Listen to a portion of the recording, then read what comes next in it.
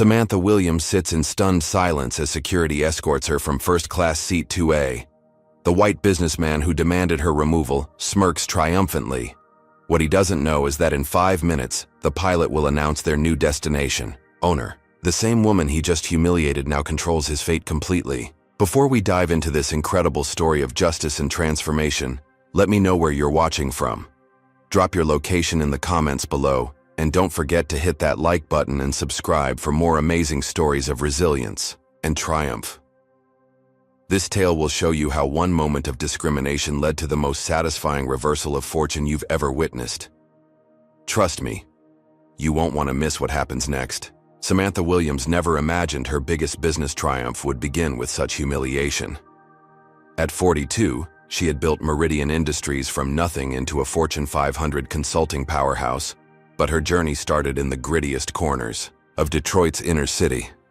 Growing up in a cramped apartment above a laundromat, Samantha watched her mother, Diana, work 3 jobs just to keep food on their table. Diana cleaned office buildings at night, stocked shelves at dawn, and served lunch at a diner during the day. Despite crushing exhaustion, she made one thing crystal clear to her daughter. "Education is your ticket out, baby girl," Diana would whisper during their nightly reading sessions. "Nobody can take your mind away from you." Those words became Samantha's anthem through years of academic excellence, despite attending underfunded schools. While classmates struggled with outdated textbooks, she devoured every book in the local library.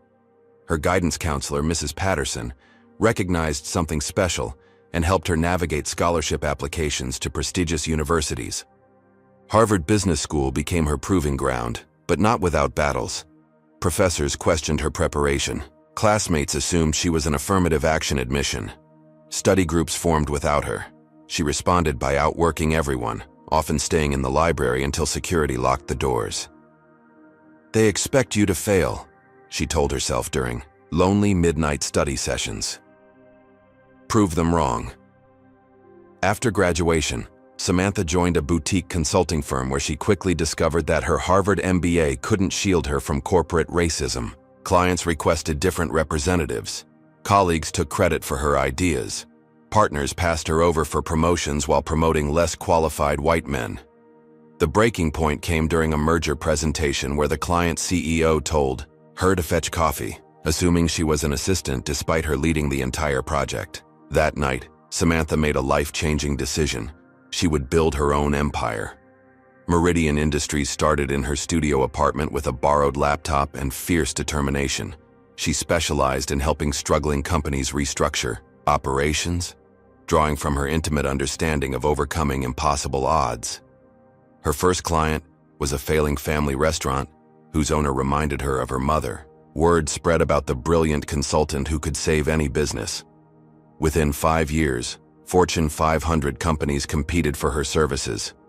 Within 10 years, she employed 200 people. Within 15 years, she commanded respect in boardrooms across America. But respect didn't eliminate prejudice. It just made the racism more sophisticated. Today's flight to Chicago represented her greatest achievement yet. After months of complex negotiations, Meridian was acquiring Pinnacle Airlines, a struggling carrier with routes across the Midwest. The purchase price of $800 million would make headlines, but more importantly, it would make her one of the few black women to own a major airline. Samantha boarded Flight 447 at Detroit Metropolitan Airport feeling invincible. Her tailored Navy Armani suit projected quiet confidence. Her Italian leather briefcase contained contracts that would change aviation history. She presented her first-class ticket to the gate agent with a smile. "Have a wonderful flight, Ms. Williams," the agent said warmly. Settling into seat 2A, Samantha opened her laptop to review final acquisition documents. The irony wasn't lost on her that she was flying on the very airline she would own in a few hours. She had specifically chosen this flight to experience Pinnacle's service firsthand before taking control. The cabin filled with typical first-class passengers, business executives, wealthy retirees, and frequent flyers. Samantha noticed a few curious glances, but attributed them to professional recognition. Forbes had featured her on their cover last month as the turnaround queen. She was wrong about the nature of those stares. As passengers continued boarding, Samantha felt the familiar weight of being the only black face in first class. It was a feeling she'd never quite gotten used to, despite her success. The whispered conversations and sideways glances created an undercurrent of tension she chose to ignore. This was supposed to be her victory lap, not another battleground. Richard Blackstone noticed Samantha the moment he boarded. A 55-year-old investment banker from old Connecticut money, Blackstone had inherited his wealth, his prejudices, and his sense of entitlement in equal measure. To him, first class represented a natural hierarchy that certain people simply didn't belong in. "Excuse me," he said to flight attendant Jessica Chen, his voice carrying the authority of someone accustomed to being obeyed. "There seems to be some mistake with the seating arrangements." Jessica, a 28-year-old who had worked for Pinnacle Airlines for 3 years, looked up from her pre-flight checklist. "What seems to be the problem, Mr. Blackstone?" "That woman in 2A, he said, nodding toward Samantha. "I don't think she belongs in first class. Are you sure her ticket wasn't upgraded by mistake?" Jessica glanced at Samantha, who was quietly working on her laptop, then back at Blackstone. "Sir, I'd be happy to check, but all passengers have been properly screened at boarding." "I'm a Platinum Elite member," Blackstone continued, his voice rising slightly. "I've been flying with this airline for 12 years. I think I know who typically occupies these seats." The coded language wasn't lost on Jessica, but airline policy required her to verify complaints professionally. She approached Samantha with an apologetic smile. "Ma'am, I'm sorry to bother you, but could you please show me your boarding pass?" Samantha looked up from her laptop, immediately recognizing the familiar dance of discrimination. She had faced this routine dozens of times in restaurants, hotels, and exclusive venues. Her calm exterior masked the familiar sting of being singled out. "Of course," she said smoothly, producing her boarding pass and driver's license. "Is there a problem?" Jessica examined the documents carefully. The ticket was legitimate, paid for in full, with no upgrades or special considerations. Samantha Williams was exactly where she was supposed to be. "Everything appears to be in order," Jessica told Blackstone when she returned. "Ms. Williams has a valid first-class ticket." But Blackstone wasn't satisfied. His complaint had attracted attention from other passengers, and he sensed an opportunity to assert his perceived social dominance. "I find that hard to believe," he said loudly enough for the entire first-class cabin to hear. "People like her don't usually travel in first class unless there's been some kind of error or charity upgrade." The racist undertone was unmistakable now. Conversations stopped. Passengers turned to watch the developing confrontation. Some looked uncomfortable, others nodded in agreement with Blackstone's implications. Samantha felt every eye in the cabin, focused on her. This was the moment she dreaded most about her success. Despite her achievements, her net worth, her influence, she was still reduced to the color of her skin in situations like this.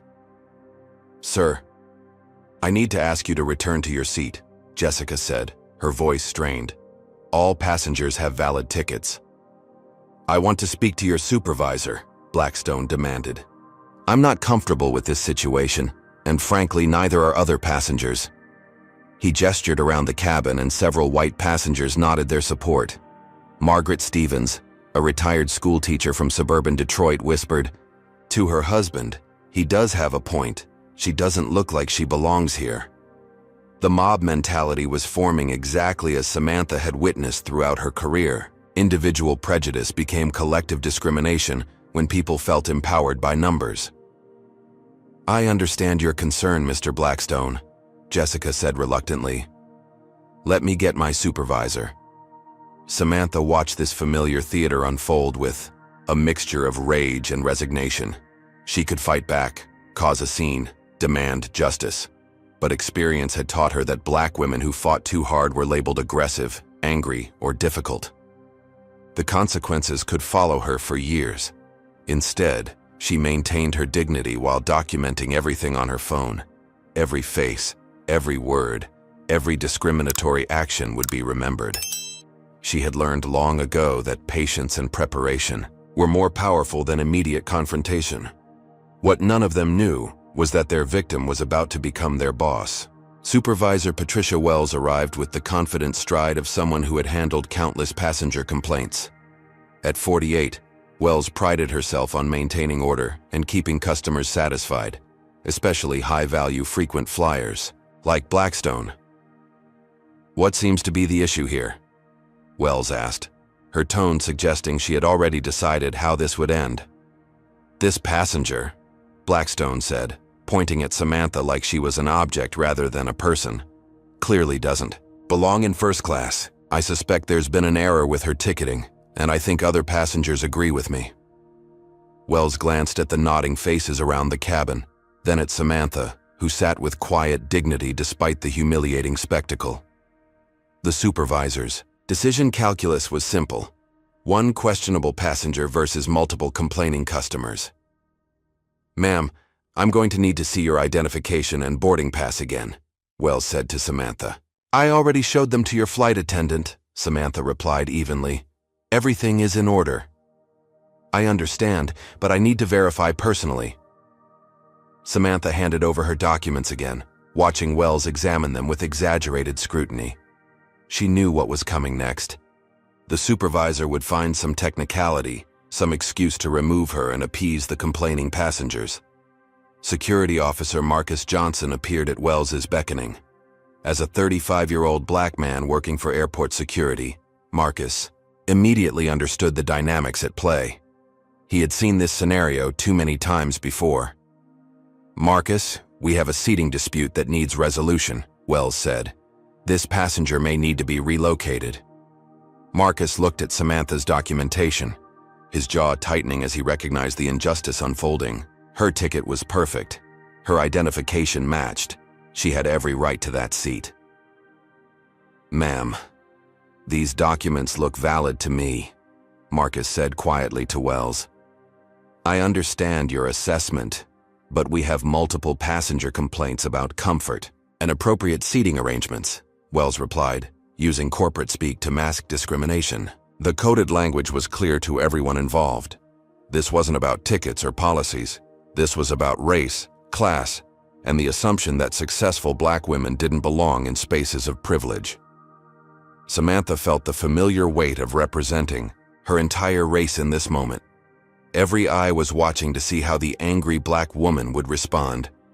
Would she cause a scene? Would she prove their stereotypes right? Instead, she made a calculated decision. "I'll move," she said quietly, gathering her belongings. The cabin erupted in a mixture of satisfied murmurs and uncomfortable silence. Blackstone smiled triumphantly as he claimed her seat, spreading his belongings across the extra space like a conquering general. Marcus escorted Samantha to economy seat 23F, his apologetic expression conveying what he couldn't say aloud. "I'm sorry," he whispered as she settled into the cramped middle seat between a crying infant and an overweight businessman. The walk of shame felt endless. Every passenger she passed seemed to stare, some with sympathy, others with satisfaction that the natural order had been restored. Samantha held her head high, but inside she burned with familiar fury. This was why she had built her empire. This was why success mattered, not for the money or recognition, but for moments like this, when dignity was stripped away simply because of skin color. As the plane taxied for takeoff, Samantha pulled out her phone and began documenting everything. Names, faces, badge numbers, exact quotes. She had learned long ago that justice required evidence, and evidence required meticulous preparation. Comment number 1 if you think Samantha should have fought back harder in this moment. And hit that like button if you believe no one should ever face this kind of discrimination. Subscribe for more stories of justice and redemption, because what happens next will absolutely blow your mind. But here's what I need to know. What would you have done in Samantha's position? Would you have caused a scene or maintained dignity, like she did? Let me know in the comments below, and get ready for the most satisfying plot twist you've ever witnessed. While Blackstone celebrated his victory in first class, Samantha's phone buzzed with urgent messages from her legal team. Her assistant, Monica, had sent the final acquisition contracts along with a timeline for the day's events. All documents signed and ready for your arrival, the message read. Media conference scheduled for 3 p.m. at O'Hare. Pinnacle's board is excited to meet their new owner. The irony hit Samantha like a physical blow. She was sitting in economy class on the very airline she was about to purchase for $800 million. The same company that had just humiliated her would soon call her boss. Her phone contained emails from the Wall Street Journal, Forbes, and CNN requesting interviews about the historic acquisition. First black woman to own major airline would be tomorrow's headline, but today she was just another passenger deemed unworthy of first class. Samantha scrolled through her contacts until she found her lawyer, David Chen. A quick text explained the situation in coded language that wouldn't raise suspicions if overheard. Experiencing in-flight service issues with target company. Documenting for potential legal action. Proceed with acquisition as planned. David's response was immediate. Document everything. This could strengthen our position significantly. The legal implications were staggering. Pinnacle Airlines had just discriminated against their incoming owner in the most public way possible. The story would write itself, and the consequences would be severe. But Samantha wasn't interested in simple revenge. She saw an opportunity for transformation. Growing up in Detroit, her mother had taught her that every setback contained the seeds of a greater comeback. "Turn your pain into power, baby girl," Diana would say during their toughest times. "Let them underestimate you, then show them who you really are." This humiliation would become the foundation of systemic change. Samantha began crafting her response strategy. The timing had to be perfect. Too early, and the impact would be lost. Too late, and the moment would pass. She needed maximum shock value combined with undeniable moral authority. Her laptop contained detailed files on every Pinnacle Airlines employee, including Supervisor Patricia Wells and her disciplinary history. Wells had 3 previous complaints about inappropriate passenger treatment, all involving minorities. This wasn't an isolated incident, but part of a pattern. Flight attendant Jessica Chen's record was different. She was newer, less experienced, and her previous evaluations showed genuine commitment to customer service. She had made a mistake under pressure, but her overall record suggested someone who could learn and grow. Blackstone was a different story entirely. Samantha's research team had compiled extensive background information on all major Pinnacle customers. Richard Blackstone III was a trust fund baby who had inherited his investment firm from his father. His social media posts revealed a pattern of entitled behavior and barely concealed prejudice. His company, Blackstone and Associates, managed portfolios. For several clients who valued diversity and inclusion, they would be very interested to learn about their representative's public discrimination against a prominent black CEO. The young boy across the aisle kept staring at Samantha with recognition in his eyes. Finally, he whispered to his mother, "That's the lady from the magazine, the one who helps businesses." His mother, a tired-looking black woman named Angela, glanced over and gasped. She had read about Samantha in Essence magazine just last month. The article highlighted successful black women in corporate America. "Are you?" Angela began hesitantly, then stopped herself. She had witnessed the humiliation in first class and couldn't believe someone would treat such an accomplished woman so poorly. Samantha smiled warmly at the family. "I'm Samantha Williams." "What's your name, young man?" "Marcus," the boy said proudly. "I want to own a business like you someday." "Then you will," Samantha assured him. "Never let anyone tell you that you don't belong somewhere. Promise me that." The boy nodded solemnly, and his mother wiped away tears. This was why Samantha's success mattered beyond personal achievement.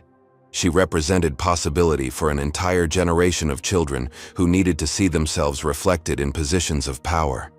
As the plane reached cruising altitude, word began spreading through economy class about the prominent CEO who had been removed from first class. Passengers whispered in amazement and growing anger about the injustice they had witnessed. Margaret Stevens, the retired teacher who had supported Blackstone's complaint, overheard the conversations and began researching Samantha on her phone. Her face grew pale as she discovered exactly who they had humiliated. The mood in economy grew increasingly supportive of Samantha, while first class remained blissfully unaware of the brewing storm. Blackstone continued regaling nearby passengers with stories of his business acumen, completely oblivious to the identity of the woman he had displaced. Samantha used the flight time to finalize her response strategy. This wouldn't just be about personal vindication. She would use this moment to implement sweeping changes in airline industry practices, creating policies that would protect future passengers from similar discrimination. The acquisition would proceed as planned, but the announcement would carry additional weight. Pinnacle Airlines wouldn't just have a new owner. They would have a new mission. Justice was coming, and it would arrive right on schedule. Margaret Stevens couldn't stop staring at her phone screen. The Wikipedia page for Samantha Williams read like a corporate fairy tale. Harvard MBA, Fortune 500 CEO, net worth exceeding $500 million. The same woman she had dismissed as unworthy of first class was featured on the covers of Businessweek, Forbes, and Harvard Business Review. "Henry," she whispered urgently to her husband, showing him her phone. "Do you know who that woman is? The one they moved to economy?" Henry Stevens adjusted his reading glasses and studied the screen. His face went ashen as he recognized the implications. They had just witnessed the public humiliation of one of America's most successful businesswomen. "Good Lord," he muttered. "This is going to be a disaster for the airline." Word spread through economy class like wildfire. Passengers discreetly searched for information about their fellow traveler, each discovery adding to the growing sense of outrage. The woman cramped into seat 23F wasn't just any passenger. She was a corporate titan who had overcome impossible odds to reach the pinnacle of American business. Angela, the young mother sitting with her son Marcus, felt a mixture of pride and fury. Here was the kind of successful black woman she wanted her son to emulate. Yet she had been reduced to racial stereotypes by ignorant passengers and incompetent airline staff. "Mama, why did they move the nice lady?" Marcus asked innocently. Angela struggled to explain institutional racism to her 8-year-old son. "Sometimes people make mistakes based on how others look instead of who they really are," she said carefully. "That's not fair," Marcus replied with the moral clarity of childhood. "No, baby, it's not fair at all." 3 rows ahead, businessman Tom Rodriguez pulled out his phone to text his wife. He had recognized Samantha from a consulting project his company had considered hiring Meridian Industries to handle. The proposal had been impressive, and now he was witnessing the CEO being treated like a second-class citizen. Flight attendant Jessica Chen began overhearing fragments of passenger conversations during her drink service.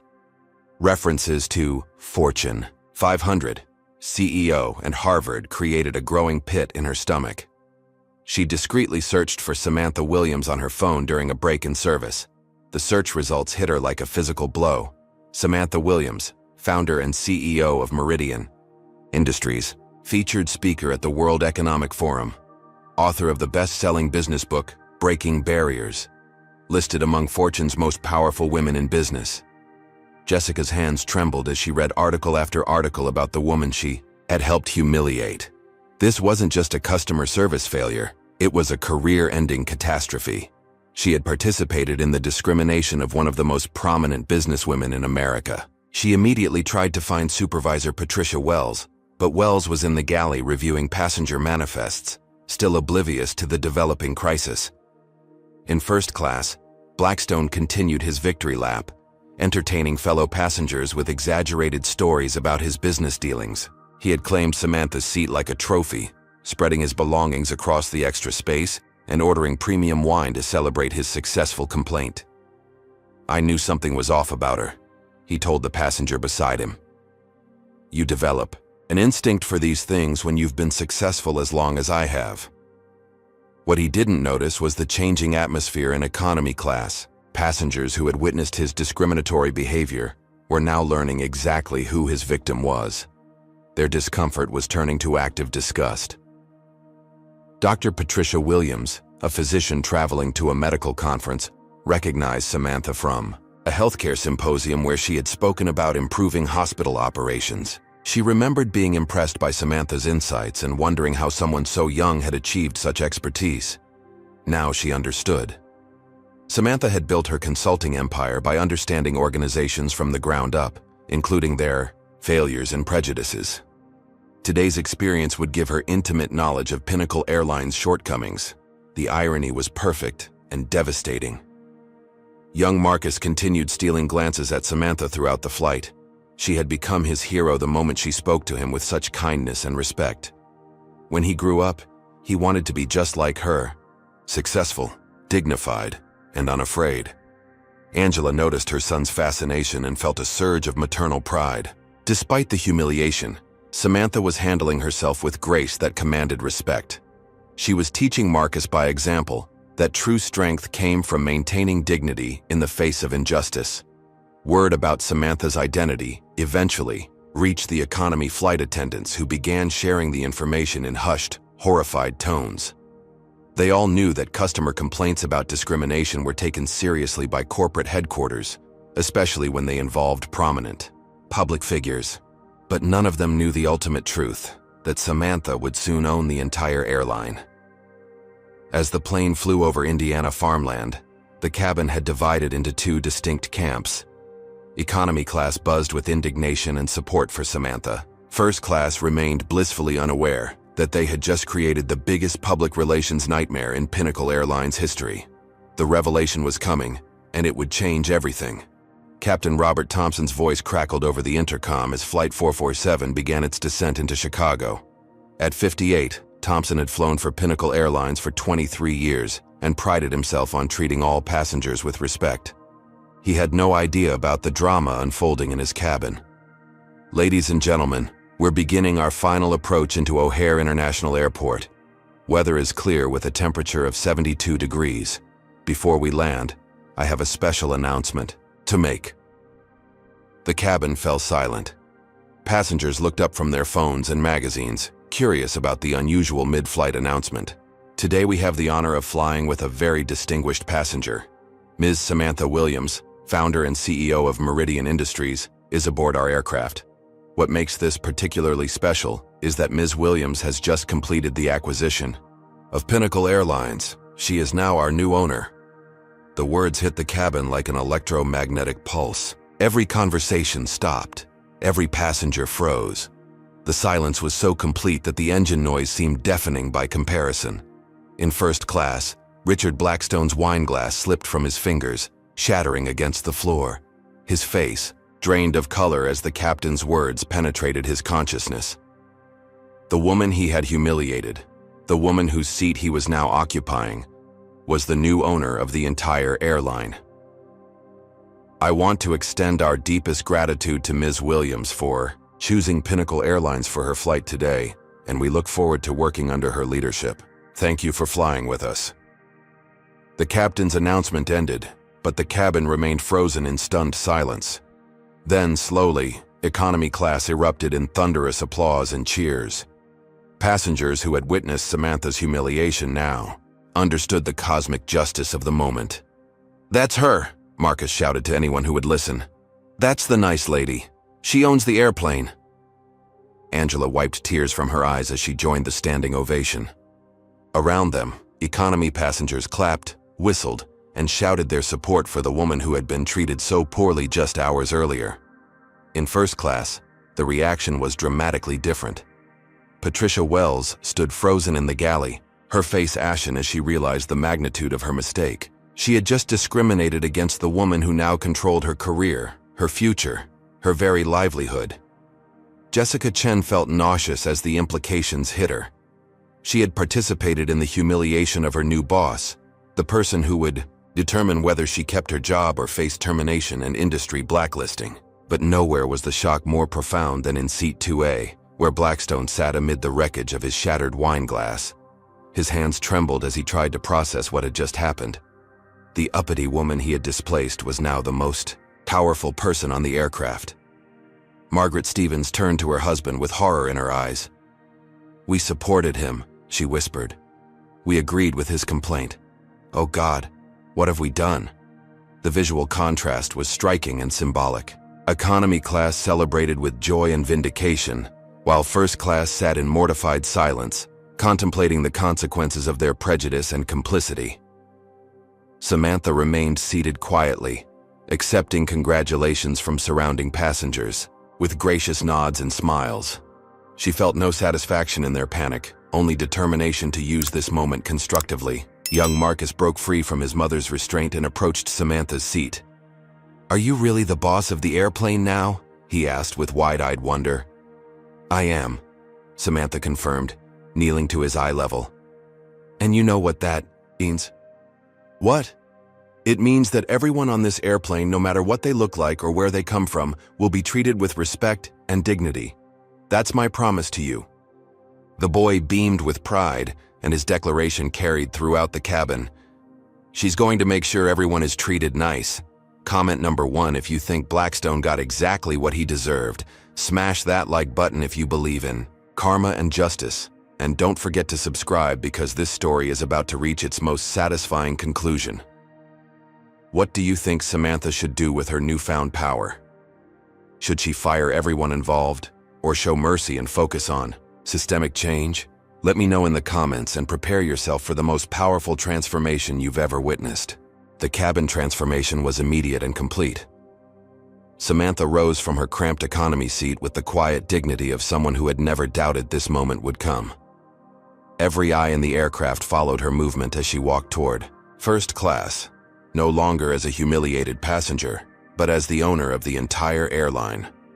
Richard Blackstone scrambled to gather his belongings from seat 2A, his expensive suit wrinkled with nervous sweat. His hands shook as he tried to pack his briefcase, dropping papers that scattered across the floor. The same seat he had claimed with such arrogance now felt like enemy territory. "Please, keep the seat," Samantha said calmly as she approached. "I think we're both exactly where we belong now." Her words carried no malice, but their impact was devastating. Blackstone understood that his comfortable world of privilege and assumptions had just collapsed around him.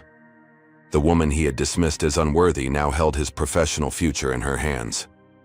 Patricia Wells appeared from the galley, her supervisor's uniform wrinkled and her face pale with panic. She approached Samantha with the desperate energy of someone trying to prevent a career catastrophe. "Ms. Williams, I want to sincerely apologize for the misunderstanding earlier," Wells began, her voice cracking with stress. "There seems to have been a communication error, and I take full responsibility for any inconvenience you experienced." Samantha studied Wells with the analytical eye that had made her a successful CEO. She saw desperation, fear, and a complete lack of genuine remorse. This was damage control, not accountability. "A misunderstanding?" Samantha repeated calmly. "Is that what you call removing a paying first-class passenger based on the racist complaints of other passengers?" The word racist hung in the air like an indictment. Wells stammered, trying to find words that would minimize her liability while avoiding admission of wrongdoing. "I was simply trying to ensure all passengers were comfortable," Wells said, weakly. "All passengers?" Samantha asked. "Or just the white passengers who felt I didn't belong in first class?" The question was rhetorical, and everyone in the cabin knew it. Wells had prioritized the comfort of racist passengers over the rights of a legitimate ticket holder. Her motivations were transparent and indefensible. Jessica Chen approached with tears streaming down her face. Unlike her supervisor, Jessica understood the moral weight of what had happened. She had been complicit in discrimination, and no amount of corporate training could excuse her actions. "Ms. Williams, I am deeply sorry," Jessica said, her voice breaking. "I know my apology can't undo what happened, but I want you to know that I recognize how wrong this was. I failed in my duty to treat all passengers equally, and I take full responsibility for my part in your mistreatment." Samantha studied the young flight attendant's face, seeing genuine remorse rather than calculated damage control. This was someone who had made a terrible mistake under pressure, but possessed the moral courage to acknowledge it fully. "Thank you for your honesty, Jessica," Samantha replied. "Accountability is the first step toward change." The contrast between the two employees was stark. Wells focused on self-preservation, while Jessica focused on moral responsibility. Samantha made mental notes about who could be salvaged and who needed to be removed. As news of the revelation spread through social media, passengers began recording videos of the aftermath. Phones captured Blackstone's humiliation, Wells's desperate apologies, and Samantha's gracious responses. The story was going viral in real time. Tom Rodriguez, the businessman who had recognized Samantha earlier, stood and began applauding. His action triggered a wave of support throughout the cabin as passengers realized they were witnessing corporate history. "This is exactly the kind of leadership American business needs," Rodriguez announced loudly. "Someone who understands dignity and justice from personal experience." The applause grew stronger, fed by a mixture of admiration for Samantha and shame about their earlier silence during her humiliation. Passengers who had said nothing when she was being discriminated against now competed to show their support. But Samantha wasn't interested in their belated approval. She was focused on the systemic changes needed to prevent future discrimination. This incident would become a case study in corporate transformation, but only if she handled it correctly. "Ladies and gentlemen," Samantha said, her voice carrying the authority of ownership. "What happened today was unacceptable, but it wasn't unique. Discrimination occurs on airlines every day, affecting passengers who don't have the platform I've been blessed with. That changes now." She pulled out her phone and speed-dialed her assistant. "Monica, initiate the comprehensive review of all Pinnacle Airlines policies regarding passenger treatment. I want a full audit of discrimination complaints over the past 5 years, and I want recommendations for systemic changes on my desk by tomorrow morning." The cabin listened in amazement as their new owner transformed a moment of personal humiliation into a catalyst for industry-wide reform. This wasn't about revenge. It was about justice. Margaret Stevens approached hesitantly, her earlier confidence replaced by shame. "Ms. Williams, my husband and I owe you an apology. We were wrong to support Mr. Blackstone's complaint, and we're ashamed of our behavior." Samantha nodded acknowledgement, but didn't offer immediate forgiveness. Accountability required more than words. It required changed behavior over time. As the plane touched down at O'Hare, the power dynamics had completely reversed. The woman who had been forced into economy class now controlled the fate of everyone who had participated in her humiliation. Justice had arrived exactly on schedule. The media circus waiting at O'Hare International Airport exceeded all expectations. Word of the discrimination incident had leaked through social media, and news outlets from across the country descended on Chicago to cover the story. Samantha Williams, emerging from the same aircraft that had humiliated her, made for irresistible television. "Ms. Williams," reporters shouted as she deplaned, "how does it feel to own the airline that discriminated against you?" Samantha paused at the top of the jet bridge, surveying the crowd of cameras and microphones. This was her moment to control the narrative and set the tone for transformational change. "Today I experienced something that happens to minority passengers every day," she began, her voice carrying clearly across the terminal. "The difference is that I have the platform and resources to do something about it. Pinnacle Airlines will become a model for equality and dignity in travel." The press conference that followed made international headlines. Samantha announced the immediate implementation of comprehensive anti-discrimination training for all Pinnacle employees, zero-tolerance policies for racist behavior, and the establishment of an independent oversight committee to investigate passenger complaints. Patricia Wells received her termination notice before the aircraft finished deplaning. Her personnel file, containing 3 previous discrimination complaints that had been buried by airline management, became evidence in a federal investigation. Wells found herself unemployable in the airline industry as news of her role spread throughout aviation circles. The consequences were swift and severe.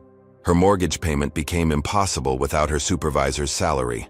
Her professional reputation disappeared overnight. Within 6 months, she was working minimum wage at a retail store, a victim of her own prejudice and poor judgment. Jessica Chen faced a different fate. Samantha recognized her genuine remorse and potential for growth, offering her a choice: termination with severance or enrollment in intensive sensitivity training followed by a promotion to head of customer relations. Jessica chose redemption, becoming one of Pinnacle's most effective advocates for passenger rights. Richard Blackstone's professional downfall was spectacular and public. Video of his discriminatory behavior went viral, generating millions of views and widespread condemnation. His investment clients, particularly those committed to diversity and inclusion, began withdrawing their portfolios within hours of the story breaking. Blackstone and Associates lost 60% of its client base within a week. The firm's reputation for discreet wealth management evaporated as Blackstone became the face of entitled racism in corporate America. His father's legacy crumbled under the weight of his son's prejudice. Personal consequences followed professional ones. Blackstone's country club revoked his membership after member complaints. His social circle abandoned him as association with his name became toxic. Dating became impossible as background searches revealed his role in the airplane incident. 6 months later, Blackstone filed for personal bankruptcy as legal fees from discrimination lawsuits consumed his remaining assets. The same sense of entitlement that had led him to demand Samantha's removal now left him isolated and unemployable. Meanwhile, Samantha's leadership transformed Pinnacle Airlines into an industry leader in equality and customer service. The Dignity and Travel initiative she launched became a model studied by transportation companies worldwide. Employee training programs addressed unconscious bias, cultural sensitivity, and conflict resolution. Customer service representatives learned to recognize and counter discriminatory complaints. Flight attendants received education about implicit bias and its impact on passenger treatment. The results were measurable and impressive. Customer satisfaction scores reached all-time highs. Discrimination complaints dropped 90%. Employee morale improved as staff felt empowered to do the right thing rather than simply appease complaining passengers. Pinnacle's stock price rose 40% in the 6 months following Samantha's acquisition, driven by improved service ratings and positive media coverage. Investors recognized that diversity and inclusion weren't just moral imperatives. They were profitable business strategies. Young Marcus visited Samantha's corporate headquarters 3 months after the flight, invited as part of an educational program for underprivileged students. He walked through the executive offices with wide-eyed wonder, seeing possibility everywhere he looked. "I'm going to have an office like this someday," he told Samantha confidently. "I believe you will," she replied, meaning every word. "And when you do, remember to use your success to help others climb the same ladder you did." The scholarship fund Samantha established in her mother's name provided educational opportunities for hundreds of minority students annually.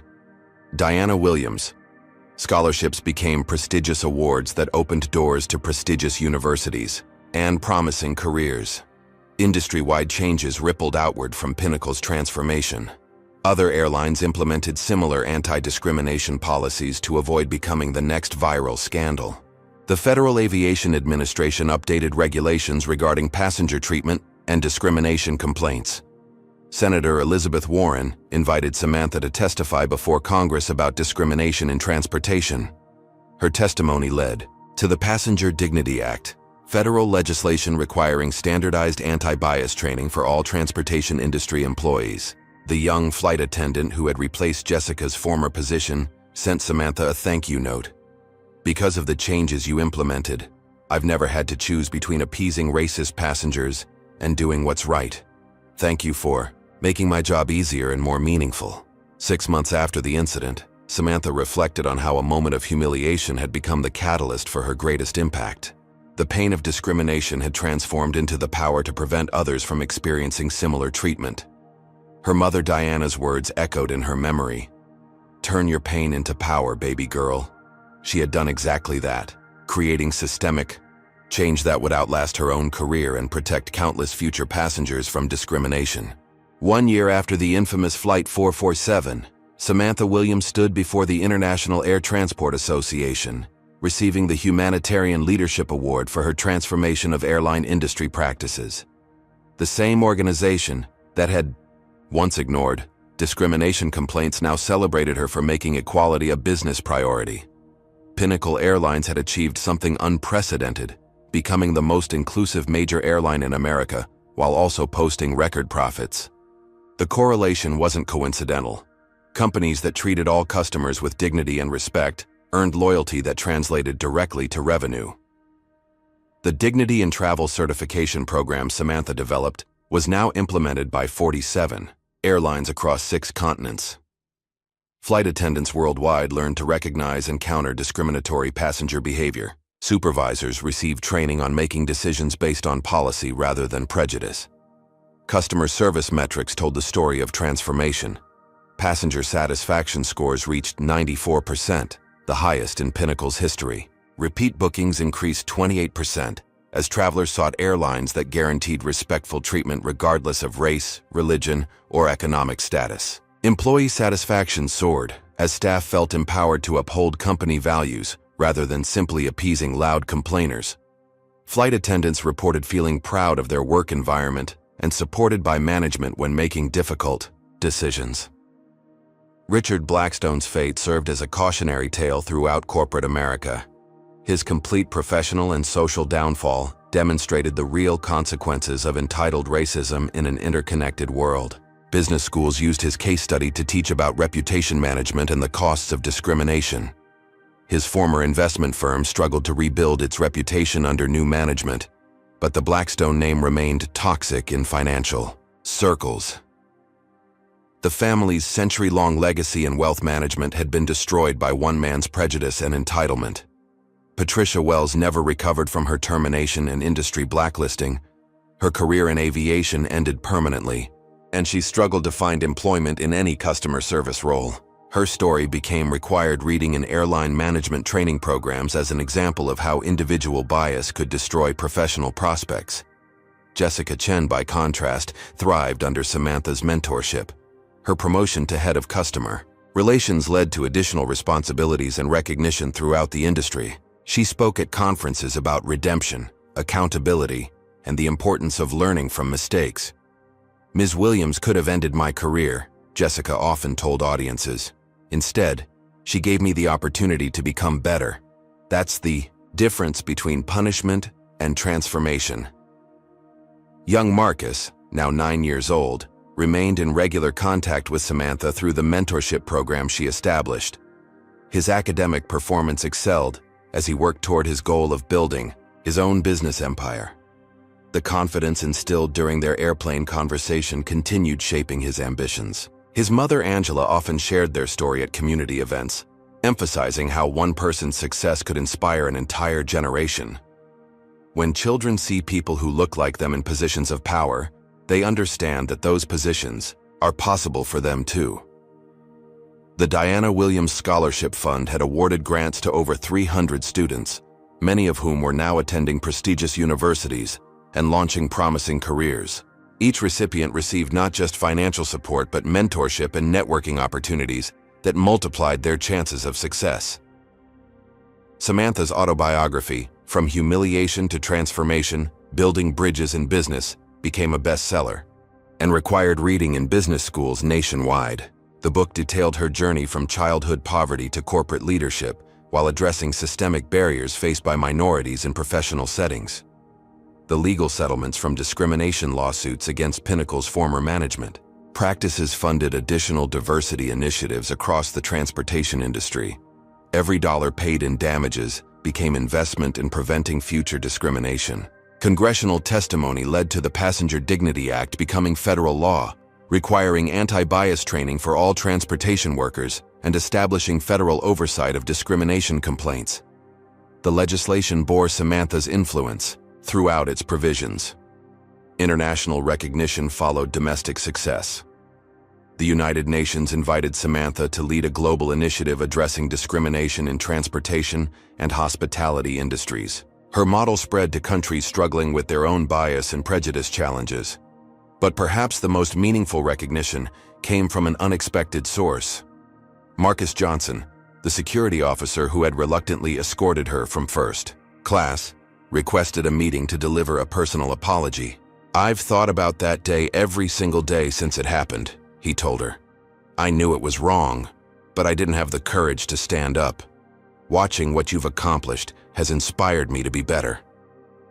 Marcus had enrolled in business school, using tuition assistance from Pinnacle's employee education program. He planned to pursue a career in human resources, specializing in workplace equality and justice. Samantha's response embodied the grace that had defined her throughout the ordeal. "We all face moments when we must choose between what's easy and what's right. The important thing is learning from those moments and growing stronger." As she concluded her acceptance speech at the Humanitarian Award ceremony, Samantha reflected on the journey from economy seat 23F to international recognition. The humiliation that could have broken her spirit had instead become the foundation for transformational change. Discrimination thrives in silence and isolation, she told the audience. But when we turn our personal pain into purposeful action, we create change that extends far beyond our individual experiences. Every person who travels with dignity because of policy changes we implemented represents a victory over prejudice. The standing ovation that followed wasn't just recognition of her achievements, but acknowledgement of the ongoing work required to create truly equal societies. Samantha understood that lasting change required sustained effort, not just individual success stories. 6 months later, she boarded another Pinnacle Airlines flight, this time greeted by name by flight attendants who understood their responsibility to treat every passenger with respect. The airplane that had once been a site of humiliation had become a symbol of transformation. Young Marcus sent her a drawing he had made, a picture of himself in a business suit standing next to an airplane with Marcus's airline written on the side. Below the picture, he had written, "Thank you for showing me that dreams can come true even when people try to stop them." Samantha framed the drawing and hung it in her office as a daily reminder that individual success meant nothing without the responsibility to lift others. The little boy who had witnessed her humiliation now saw himself as capable of achieving similar heights. The pain of discrimination had indeed become the power of transformation, exactly as her mother had promised decades earlier in their Detroit apartment. But more importantly, that transformation had created opportunities for countless others to rise above their own challenges and barriers. What started as one woman's fight for dignity on an airplane had become a movement for equality throughout an entire industry. And that movement continued growing. One policy change, one trained employee, one inspired child at a time. Samantha Williams's extraordinary journey teaches us that adversity can become our greatest catalyst for positive change. Her experience demonstrates that maintaining dignity under pressure creates more powerful outcomes than reacting with anger or defeat.